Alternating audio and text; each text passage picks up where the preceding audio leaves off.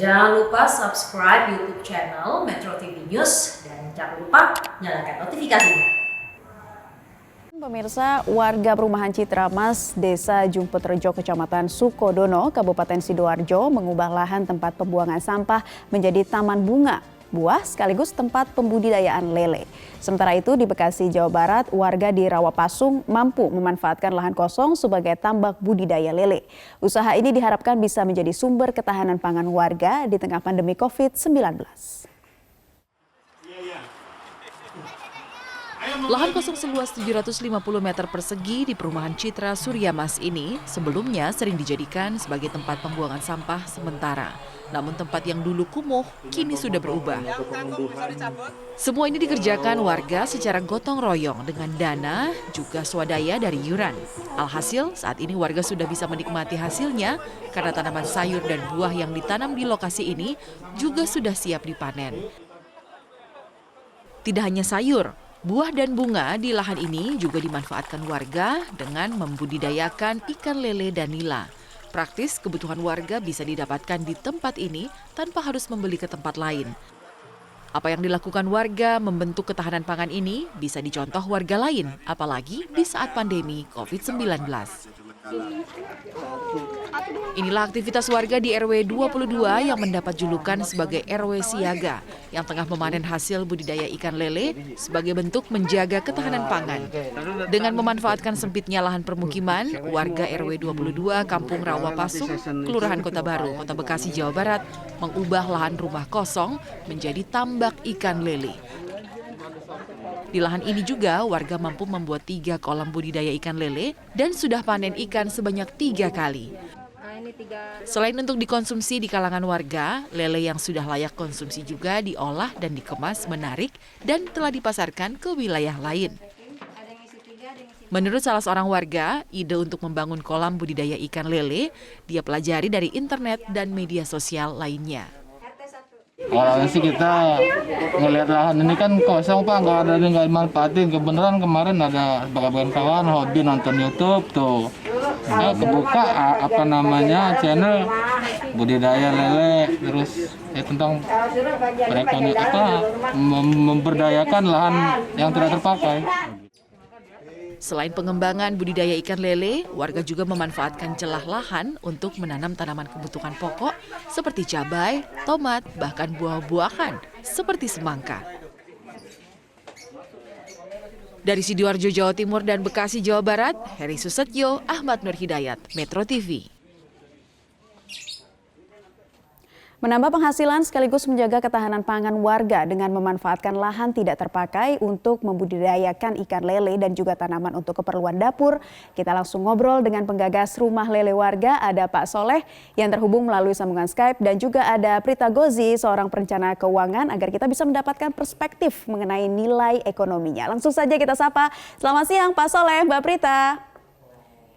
Selamat siang Mbak Prita. Halo Pak Soleh. Iya, saya ingin ke Pak Soleh terlebih dulu ya. Dengan adanya rumah lele di sana sangat membantu dalam hal ketahanan pangan bagi warga. Tapi bisa diceritakan dulu nih Pak Soleh, sebelum adanya rumah lele, bagaimana sih kondisi warga di sana? Terima kasih Mbak Naila. Ini satu upaya bagaimana masyarakat RW 22 terkait pandemi bangkit dari hal yang terjadi pada pandemi. Kemudian kita berhimpun memastikan bagaimana apa yang bisa kita lakukan. Upaya-upaya itu salah satu tadi, kita berbudidaya, bertanam alam, sehingga nanti bisa menambah penghasilan ketika pandemi dan masyarakat yang dirumahkan bisa terjaga. Kegiatan yang ada di sana apa saja Pak Soleh dan bagaimana juga memberdayakan warga di sana? Kegiatan di sini kita melibatkan unsur banyak elemen yang ada ya. Pertama ibu-ibu posyandu, kemudian juga bapak-bapak yang di sini yang punya keahlian skill, mereka melihat ingin bercocok tanam, ingin menambah penghasilan. Sejak pelan-pelan perlahan proses dari bulan April kita belajar dan akhirnya sekarang berbuah hasil yang kita lakukan kini. Oke, Pak Soleh, mohon maaf, mic-nya boleh didekatkan lagi atau dipegang saja Pak, karena suaranya tidak begitu terdengar jelas sama kami di studio Pak. Siap. Iya, silakan dipegang saja Pak Soleh. Iya, nah kalau untuk hasil ikannya ini Pak ya, berapa jumlah panen ikan terbanyak? Bisa mencapai berapa ekor atau berapa kilogram sih Pak? Kita dari panen pertama kita memang banyak tambal sulam ya, banyak ada gagal karena memang belum begitu bersahabat juga dengan 3 kolam yang ada. Akhirnya kita pelajari, alhamdulillah kemarin panen ketiga kita hampir 1 kintal kita sortir dan hasilnya juga kita coba untuk konsumsi pribadi keluarga dan sekarang kita udah mulai packing seperti ini Mbak. Hampir 1 kintal panen ketiga kemarin kita dari 3 kolam yang ada ini. Oke, cukup banyak ya. Saya juga ingin ke Mbak Prita Gozi selaku perencana keuangan. Mbak Prita, bagaimana nih mendapatkan nilai ekonomis dengan memanfaatkan lahan kosong, entah beternak, berkebun, atau usaha apapun itu. Apa saja yang perlu diperhatikan saat membuka usaha berawal dari lahan kosong nih, Mbak Prita? Baik, terima kasih. Pertama-tama saya mau kasih apresiasi kepada Pak Soleh juga mewakili semua RW di Bekasi karena itu memang bagus sekali. Jadi kalau pada saat kita mau memanfaatkan lahan yang kosong, pertama yang patut kita pahami adalah lahan kosong ini sebenarnya milik siapa. Jangan sampai nanti pastinya terjadi masalah di kemudian hari. Sehingga nanti kalaupun ini adalah milik siapa, maka nanti bisa juga dipertimbangkan bagi hasilnya seperti apa. Yang kedua, pastinya harus dipisahkan antara modal untuk usaha, kemudian mungkin modal investasi awal, dan juga berapa biaya setiap bulan yang memang harus keluar. Karena bedanya gini, modal investasi awal itu mungkin seperti membuat kolamnya, tambaknya, kemudian pertama kali bikin untuk kebutuhannya dan lain-lain itu adalah investasi awal. Sedangkan untuk modal kerja tuh jadi bibitnya, nanti kan bibitnya kan akan terus bertambah, kemudian mungkin nanti di situ juga ada tenaganya dan lain-lain, itu berarti untuk masuk ke biaya. Sehingga kita jadi paham sebetulnya titik impasnya tuh di angka berapa. Jadi seperti tadi juga sempat diomongin bahwa biasanya orang itu pada saat berusaha yang tidak dipahami adalah titik impas.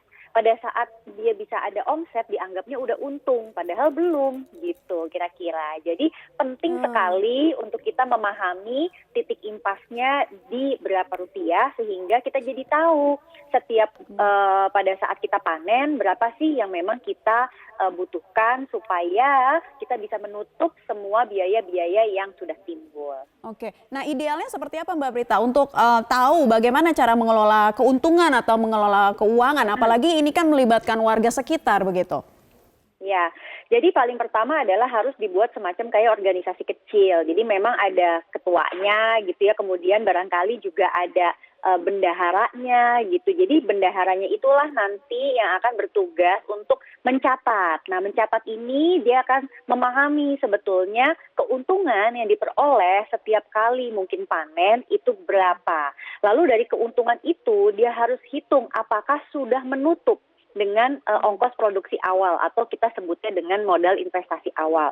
Kalau memang sudah menutup, berarti selebihnya adalah keuntungan. Tetapi kalau belum, berarti kita masih mau menutup untuk titik impasnya. Kira-kira seperti itu Mbak Naila.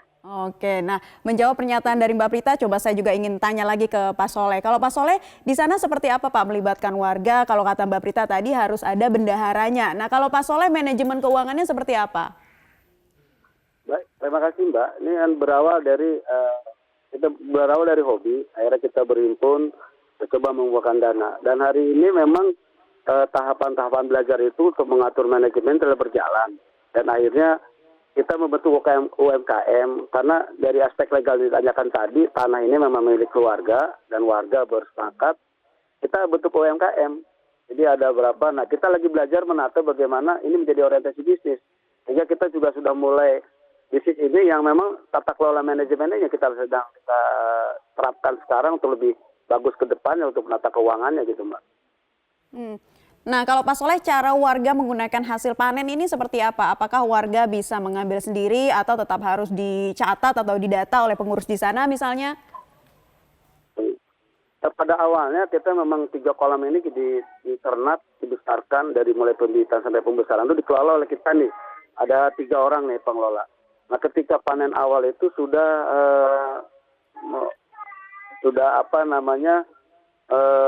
membantu.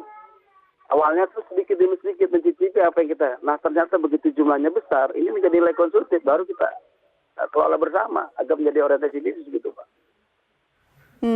Begitu ya. Nah, Mbak Prita sudah mengetahui kondisi atau saat ini bagaimana Pak Soleh mengelola keuangannya begitu ya, karena melibatkan juga banyak warga di sana. Nah, apa ada masukan begitu dari Mbak Prita untuk Pak Soleh? Ya, jadi pastinya tata kelola kan juga sekarang sedang dipelajari, itu bagus sekali. Langkah pertama pastinya memisahkan dulu nih keuangannya supaya jelas. Ini sebetulnya adalah keuangan untuk pembibitan dan mungkin yang mana adalah rumah tangga. Pastinya kalau belum ada badan hukumnya, ya itu akan pakai nama orang tuh untuk rekening tabungan atau tabungan bisnis lah. Nah, saran dari kami adalah rekening tabungan bisnis itu sebaiknya menggunakan yang sifatnya rekening bersama. Jadi ada 2 nama di situ supaya nanti ada cross check kira-kira seperti itu dan nanti pada saat pelaporan itu semuanya juga bisa memahami dan mengetahui. Yang kedua, pada saat sudah ada organisasinya, maka di sini akhirnya kan jadi suatu kayak semacam kecil-kecil tuh kayak apa ya, kayak suatu badan usaha lah. Nah, maka di sini siapa yang bekerja apa itu mungkin mulai dipikirkan kontribusinya. Jadi ada baiknya mungkin nanti kayak ada sistem penggajian atau bagaimana gitu. Karena kan gimana pun ini juga kerja gitu ya. Sehingga dari biaya-biaya itu kita akhirnya benar-benar paham sebenarnya nilai keuntungannya berapa dan nanti kita bisa menentukan harga jual untuk panen-panen yang kita lakukan ini. Karena bagaimanapun juga awalnya adalah merupakan ketahanan pangan, itu bagus sekali. Tetapi pada saat sudah mulai berubah orientasinya untuk menjadi komersial, maka sangat penting untuk kita memahami berapa harga jual yang harus ditetapkan, ongkos-ongkosnya, harga pokoknya, biaya-biayanya, sehingga kita jadi paham, oh keuntungannya sekian. Kira-kira seperti itu. Baik, Mbak Prita, terima kasih. Semoga ini juga bisa menjadi input atau masukan bagi pemirsa di rumah yang ingin membuka usaha di tengah lahan kosong. Dan Pak Soleh, terima kasih juga. Sukses terus usahanya Pak dan semakin banyak berkah dengan memberdayakan warga sekitar. Terima kasih Pak Soleh dan Mbak Prita.